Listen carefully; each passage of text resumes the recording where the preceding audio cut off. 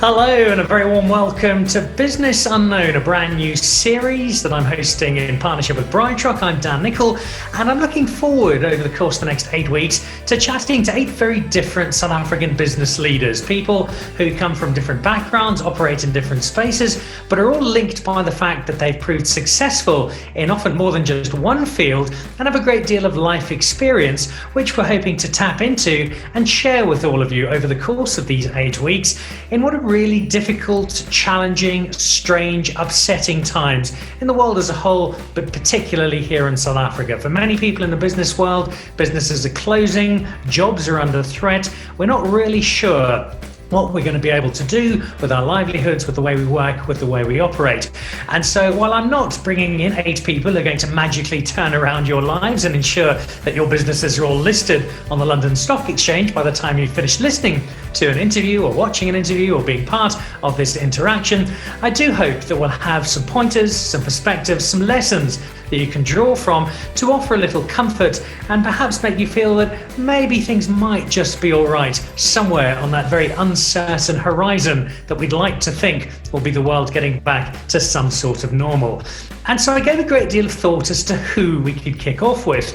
I thought, should we go with a business titan from a big international company? Should we go out beyond South Africa for some foreign assistance? Maybe go for somebody who's a big superstar or celebrity in their own right? And then I thought, well, why not just get all of those together and get someone who's an entertainment titan, somebody who has made a habit of making bold and often seemingly questionable decisions that have turned out to be really inspired ones, and has become, for me, somebody I respect enormously, have a great deal of time for and admire as well. And so to kick off Business Unknown with BrightRock, it gives me an enormous amount of pleasure to say hello to Greg Maloka. Dan, how are you? I'm extremely good, and I'm already feeling a little better just seeing you, seeing that big smile and seeing the cheerfulness that you emanate whenever our paths cross, which is fairly frequently. And I'm really looking forward to telling a little bit of your business story because it is such a unique and such an inspiring story. But before we go back a couple of years to the start of this story, what have the last few months been like for Greg Maloka and the Empire, and in particular Kaya FM, the station which has become such a tour de force in South African entertainment? I'm truly honored to be to be here with you, and I really appreciate the space. The last few months have been really hectic. I mean, everything that you see in the world, everything that you see, in communities, every challenge that you would have come across, anything you would have read in the paper or listened to on the radio, watched on television, we have been through that. From teams being affected directly, to families being affected directly, to having to resize your business, to having to shut it down a few times, to having to care for people who needed care, having to deal with the shrinking economy, and all of those things. Everything has happened with us in the last few months, and for me, it's been a great lesson. I mean, I think when you judge your career by the last few months, you realize that you've just been cruising and you've been having a wonderful time. It's important to set that scene, not just to find out how you've been doing, but also so that people realize that this is not Greg Maloka living in a bubble where you haven't been affected at all. It has impacted on all of us, and that gives your journey and your lessons from this conversation that much more resonance. Let's go back to the start, not the very start, but the start is certainly, I see it, of this journey of yours into music, into radio, into the business world. A young, hopeful, aspiring DJ in a queue of 600 odd people hoping to get a job, YFM trying to find its feet, and out of those 600 there was somebody who wasn't just queuing but used the time in that queue to start scribbling down a business plan and a strategy to turn around a radio station you weren't even working for. It was ballsy. I mean, I must admit, but that moment began a few years earlier. And I mean, we like telling the story about my start in quotes as kind of like that moment. And in many ways it is. A friend of mine who's a senior exec in the advertising world tells a story about, how he was battling, his team was battling with putting together a really good script for a client. The client kept sending it back, and he sat down and he wrote it, in 15 minutes and said, send this one, and the client loved that piece and accepted it. And one of the guys came back to him and said, wow, we were struggling with this thing for about a week, and we've had the client shouting and all those things, and you in 15 minutes just wrote this thing and sent it back. That's truly inspirational. And his answer was, well, it took me 24 years to write that script. It didn't take me 15 minutes. And I think it's very important, all those moments, to kind of think about them from that perspective, is what builds up to that. And for me, that moment at YFM was a build up from my upbringing at home, the space in which I was growing up in was kind of like a motivator for that particular moment, which also was a great lesson, in trying to raise children. You got to understand the long-term impact of the things that you do when they're little. There's obviously a huge amount of passion that you have for the radio space, for the music space. I've seen you DJing at Marble a few times and giving us all a great afternoon. But it wasn't always going to be the case. I have it on good authority that I could have been addressing not Greg Maloka, but Father Greg Maloka. You know too much, Dan. Your sources are way too good for me. So there was a point in my life, I think I must have been 14, 15. I said to my mother, I want to be a priest, and she said, well, why? There are two answers, and every time I think about this, and fresh memories start to flow. But one of the answers that I'd given her was, I love when we go to church, even though I didn't like church very much. My favorite song was the last song they sing, like right at the end. That was like, it's a song called "Hu Fedile Ke Lehlahonolo," meaning it's all done, it's over, it's beautiful, it's glorious, let's all go home. I love that song. But being in church, I would observe how the respect that was accorded to the priest, being able to stand in front of people and command their attention and speak to them about, a subject matter chosen for that particular day and have them glued to you. But also the respect they showed to the priest's mom. It's almost like the entire church would stand up. And I wanted my mother to have that feeling too. To kind of like be this proud mom of the priest that's respected by, a large community of people. But I also think that, growing up in Diepkloof in the 80s and the 90s, we were also surrounded by, a lot of ills. We were in a different country then, we were in a country where, you and I could never hang out and just have a great time. As just two people who have a lot in common. And we were surrounded by many other challenges. We still have tons of some of those challenges today. And I guess as a youngster, you get tired of the tension, the fighting, and you just want some peaceful moments. And as much as I didn't like church, I could see how peaceful it was for people to be in that space, to be in that sanctuary.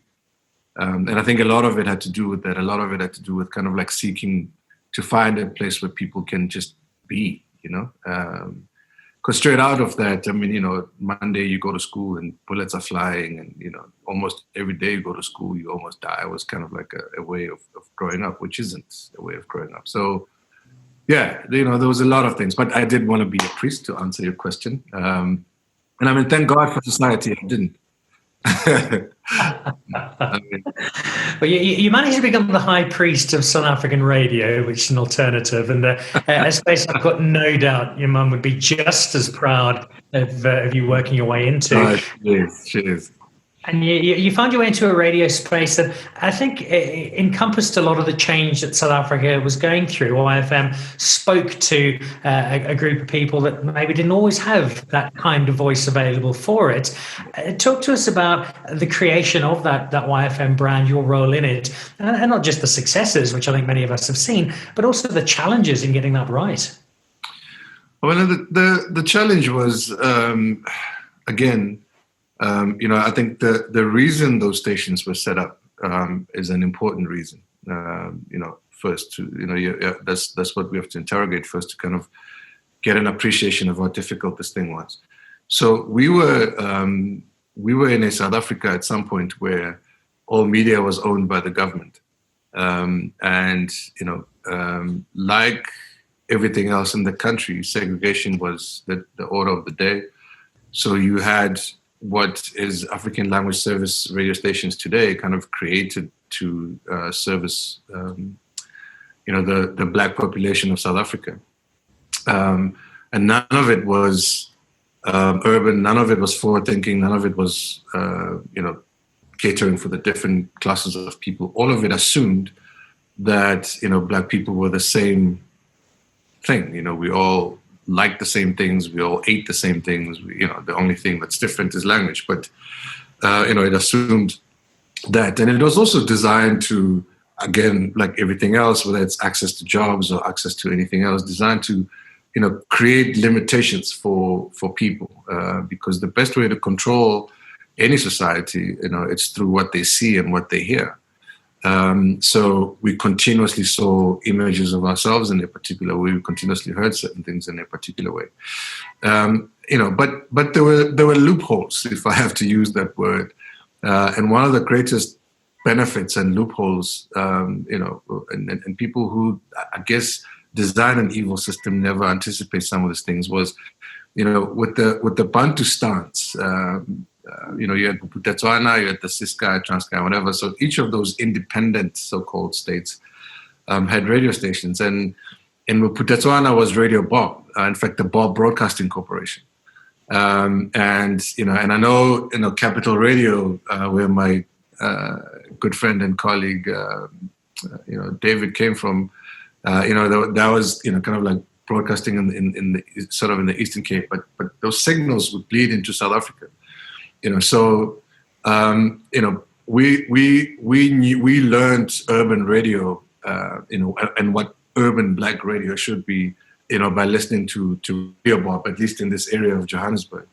And you could catch the signal through the TV, channel, and you listen to Radio Bob, in Diepkloof in Joburg, And those guys were forward thinking. I mean, that for me was the first experience of enjoying a radio station that played a lot of the music that we would listen to at home. Half my father's collection was banned. All the records were like banned records. So to hear sort of even just kind of like the COVID messaging that came through music playing on radio was incredible for us, and stuff that you couldn't hear at the SABC. So even with the advent of Metro, I mean, the idea was, I guess, powers that be then were starting to see that there's a powerful urban Black market that needs to be catered for, which is why and how Metro was created. And in fact, the best way to do that was to go and take what was Radio Bob and really plant it inside of Metro. And that's how sort of urban radio started. But it was still within a specific, confinement. And I think, whilst Metro was an important step, into, urban radio, you still had, again, an approach that assumed that, we were a homogenous people. So, Metro was for urban people, but which urban people, So, when stations like YFM were licensed, Kaya FM, Classic FM, and so forth, this was now in recognition of the many different parts of society and the many different strata within society, the many different tastes and so forth. And prior to the 1997 generation of stations, so those greenfield licenses, you still had, Highveld, and which was, I think, Springbok back in the day, at 5 FM, which was Radio 5 and so forth. So with stations that were catering for white audiences in South Africa, there was always a very clear distinction of where you could be. And that sort of mirrored what the rest of the world was like. So if you wanted, as an advertiser, for instance, to, have a conversation with, English-speaking, mainly white people in Durban, you had East Coast Radio. In Johannesburg, you had Highveld. If you wanted young people, you had, 5 FM. If you had, people who, spoke mainly Afrikaans as their main language, you had, Yakaranda, and you had Araskie. So there were options. There were different kinds of options, which gave a certain look of society in that particular space, but in the one side of society. For Black audiences, you only had Metro, which kind of spoke to everyone in urban space, and that was it. So you didn't have, what we call the Afropolitan today. For instance, that market was not catered for. There was not even a recognition of what continent we were sitting at. There was no recognition for young people, and something that spoke to young urban. So to tell those stories, these were some of the initial challenges. The advertising industry was, in the northern suburbs of Johannesburg, no clue of what was going on in townships. People's understanding of us as young people was young, hopeless, no money, no future. So why are we investing in these people? And that was the big challenge that we had but once we understood that challenge, once we realized what the challenge was, and I mean, as young as we were what, in our early 20s. I mean, I was 22 at the time. We started having this conversation about the need to create a revolution and not a radio station. We started to, talk about, the need to, give these young people a voice, because we know who we are, we know what we're about, and we know how important this story is. And that's where it started to, shift, I guess, from, being on radio, or rather putting together a radio station to, putting together, what would be a probably the most formidable, of revolutions, dare I say, since '76 amongst young people, in a very different but very important space, that being media. You changed radio entirely. You gave rise to so many of the radio personalities of not just the day then, but people who are still having such an impact. I think of people like Fresh, who continue to have such a huge impact. And while yours wasn't maybe so immediately identifiable to people listening on the radio, you were the guy pulling all those strings, learning the business, and it turned you into this radio maverick, this radio entrepreneur.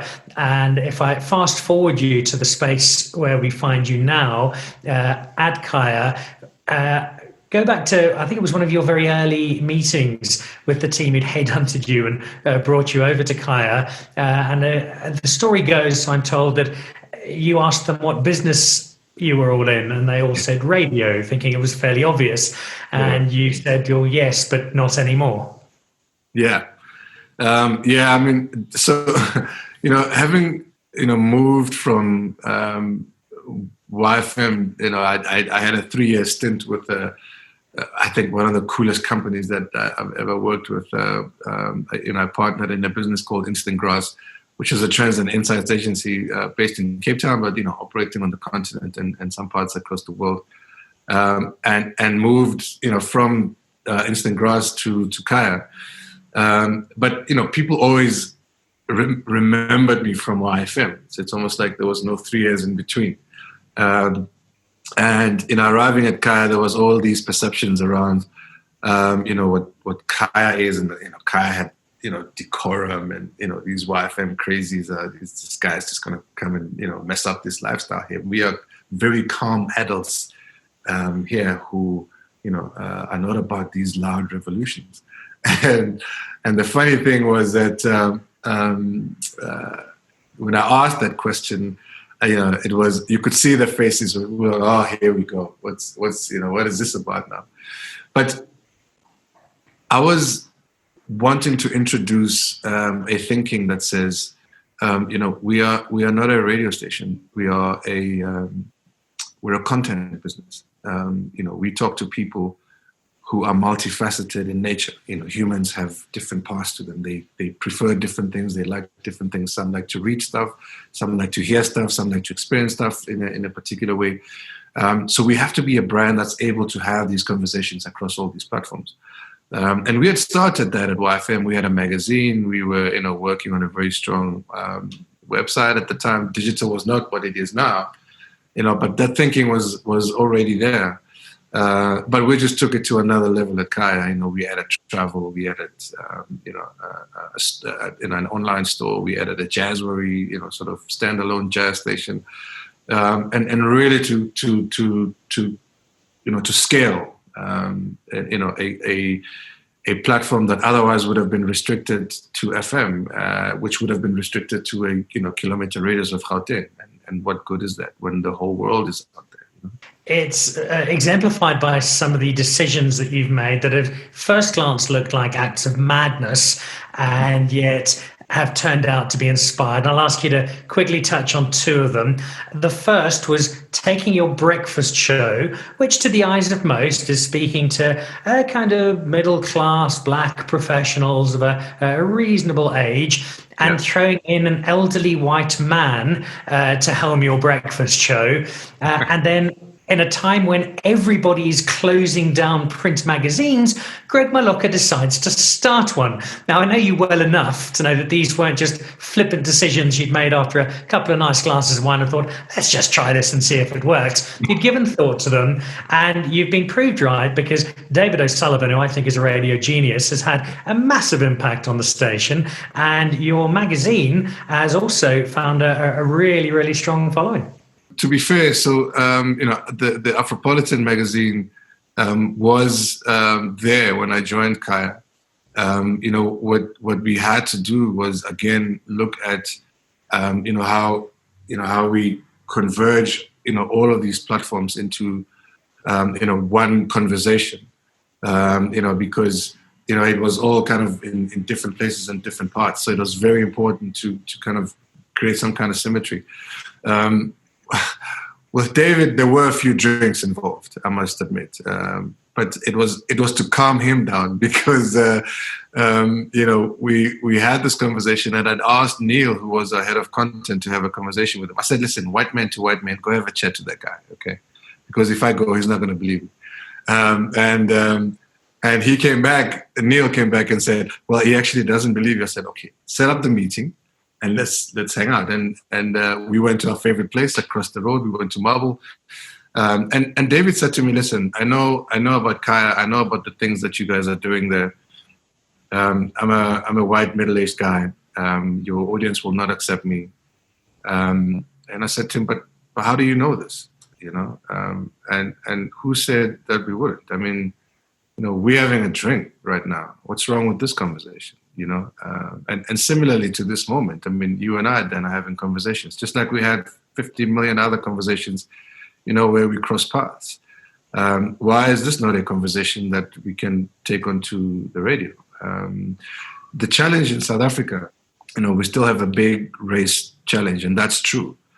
But we can't overcome that challenge if the conversation only happens with, if I'm sitting with like 5 black people and we're talking about race, we'll be in agreement in 3 minutes and the conversation will be over. But if we say you need to have, conversations with multiple people, and it's not just white people, it's Indian people, it's Chinese, it's everybody. So once you start to open this conversation to culture and not race, and try and get perspectives from different places, you start to shift that cultural needle. And you can't do that, just being a single-minded, whether, in your mind, literally physically, or just with your race, your kind, or your type. It's always important to, try and connect with different types of people. And And David O'Sullivan is a brilliant broadcaster. You can't take that away from him. He's an experienced, youngster, as I call him. He's an experienced broadcaster that has been around the block. He's been in the center of many very important moments in this country. Moments that are so significant right now, where, as Africans, we're talking about writing our own history. That's the history. Guys like David have been at the center of that history. That history is not one-sided. It's not just about my history. It's about everyone else. So, and that's why it works so well. Because people gave it a chance, and thankfully, they did. And now you understand, what we're trying to do. I mean, the amount of history that, comes out of that show is so incredible. And our listeners are so thankful for that, because, you learn things that you would not, otherwise have learned about or would have seen.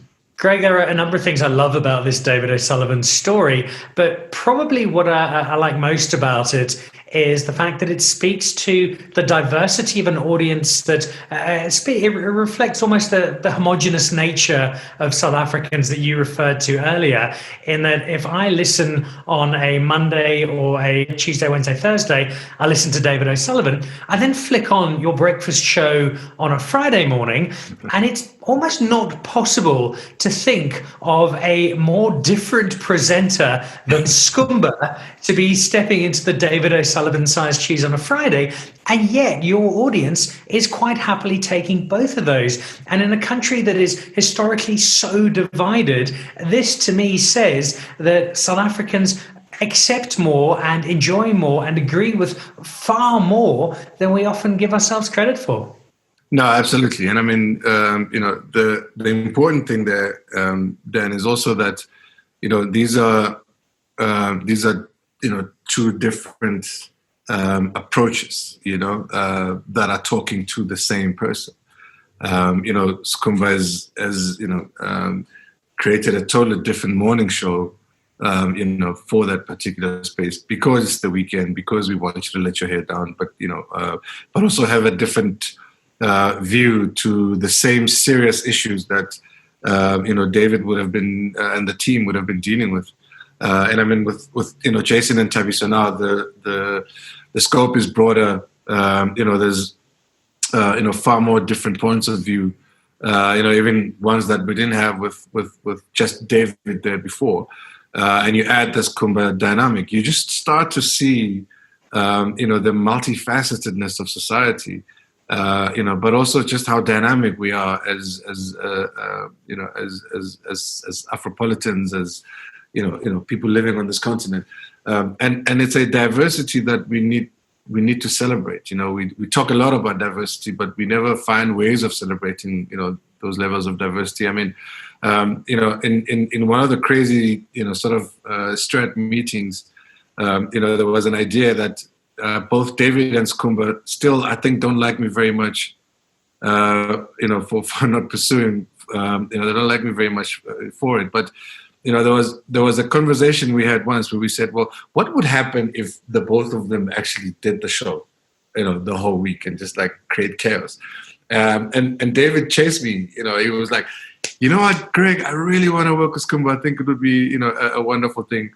And Skumba felt the same way. And this is because these were two people, who understood, the power of connectivity and the connection that they had and that they could share with the audience. I just didn't think the country was ready for that yet. So we kind of shelved that idea, I remember spending some time with the two of them in Japan last year around the Rugby World Cup. They make a most unlikely pairing, but they've developed a great friendship, and it's very special to see. Yeah. There are so many lessons we can learn from what you've done. You've come through this journey with some bumps in the road, but also some great successes. You've learned a huge amount, and just in a short period of time, you've already taught us an enormous amount. And the broad dynamic of questions that we are asking ourselves at the moment as a society here in South Africa means we could keep you for another 3 hours to try and tap into what you've learned. But the space I particularly want to look at is the uncertainty in South Africa the business world, the economy, people are really unsure of where we're headed. There's no sense of horizon. We don't know when our broader lockdown, when the COVID-19 situation is going to end. And even if we do find a vaccine, this is the next 12, 18, 24 months and more where the repercussions are going to keep spilling over. So what does Greg Maloka say to people who are worried about the future of their business, worried about the security of their jobs, worried about feeding their families, in terms of this is what Greg has learned, this is where Greg is now, this is what Greg will say, if not solving all the world's problems immediately, then at least giving a little comfort, giving a little hope, giving a little opportunity to people to take some of your learnings and apply it to where they find themselves now? Then, I mean, there's that question is actually very similar to, a question you ask yourself as a parent when you have little children and you think about the many challenges that they will face, and how do you teach them about everything? And when you think about all of it, it's so overwhelming. It's not funny. But you start to realize that if you narrow it down to a single principle, which is two words but can be one, and that's love and respect, for me, are the biggest single most important elements and foundations. And with that comes trust, which is another very important thing, and the ability to make a decision is another.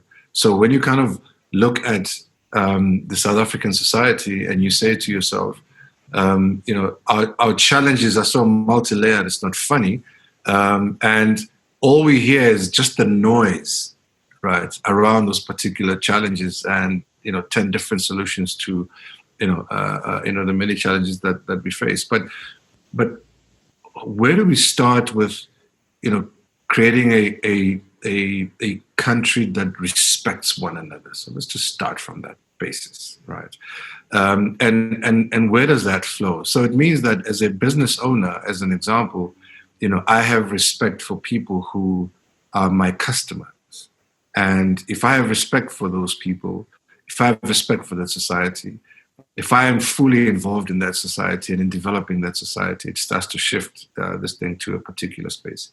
If I, as a citizen of this country, and you, sit across the table, and we talk about improving the space that we're in, improving the environment that we're in, it starts to become, a bit more meaningful. When you and I can sit down and say, COVID is a global challenge, but the governments that have done well and the countries that have done well, are countries who are structured in a particular way, are countries who were ready, not for COVID, but just ready for any eventuality. These are countries who made sure that they don't have high levels of corruption. These are countries that made sure that they have a lot of skilled people. These are countries that made sure that the basic things from schooling to education, healthcare, all of those things are in place, and you are able to respond to most challenges, even ones that we haven't seen before. These are countries where business is involved, where business understands that this is our country too. These are our people too. It's not just the government's challenge. It's our challenge too. These are people who support our businesses. These are people in our communities. These are people we work with. And the trust to say that we need to be very jealous about this diversity that we have, but we need to live it and just stop talking about it. And build trust, because we have a huge trust deficit, and it comes from the racial differences. It comes from all of the past and some still present sort of things that are happening around us. Those are challenges that we need to confront, because once we're ready, man, as a family, when we have good reserves, and everyone has a job, we won't have the same jobs. Others will do different kinds of jobs, but everyone is secure in that space. When we've built confidence amongst people, and that confidence is not based on lies, but it's actually really based on things that have been values that have been realized, you will have a totally different society. We can be hit by another massive catastrophe, But where you stand strong, you will see the strongest families have always been able to weather many storms because they knew the basics. We're struggling with those basics, we're struggling with trust. And I think once we deal with the trust deficit in this country, and this is amongst the people, amongst the races, then we'll get much further than we have. A great philosopher amongst his many, many other qualities, and some more words of wisdom. Before I let you go, Mr. Maloka, to keep tabs on your empire and come up with your next crazy idea and turn it into a wonderful reality, I'd like to ask about what that crazy idea might be. Over the course of your career, you've embraced change and the opportunity that change brings and taken on all manner of challenges. What does Greg Maloka still really want to do? What's top of that bucket list of achievements, of challenges, of dreams that you'd like to see fulfilled? Dan, I'll be very honest with you. I've always confronted life as it presents itself to me. I up until recently started to think about, maybe I want to get involved in this or maybe get involved in that. But the truth is, I'm shaped by how society shifts, and largely by the energy of young people. I have huge interest in what young people think, what young people have to say. There are people who placed a huge amount of trust in me when I was a youngster, and I think a lot of that, trust turned out all right. And I just want to be able to do that even more. I will be a very happy person if I can just continue with that. We'll always travel to places, we'll always see things, we'll always get involved in, spaces and businesses and those things as and when they come. But being able to look back and say, I touched all of these young people's lives and fortunate to allow them a voice and a space, of expression, for me is the greatest feeling ever. So I'm driven by the young people, man. I really want to get involved with young people all my life. Maybe they'll keep me young too. I have a suspicion, Greg Maloka, that you'll be young forever. You're just that kind of soul. And I also think that you've inadvertently described your leadership style so brilliantly, and it's one that I admire enormously amongst many of our successful leaders. And that's the fact that you don't keep that leadership to yourself. You share it, you give people opportunities, you open it up. And that's so, so important. Not just for yourself, but for the people around you, and to make sure everybody benefits, as have we by being in conversation with you. So, Greg Maloka, I think the official title is Global Leader of Kaya FM Empire for Life. Slightly different on the business card. But thank you. Keep giving us great people to entertain us on air. Keep coming up with crazy ideas and new dreams. And thank you for giving us a little comfort in some fairly dark times.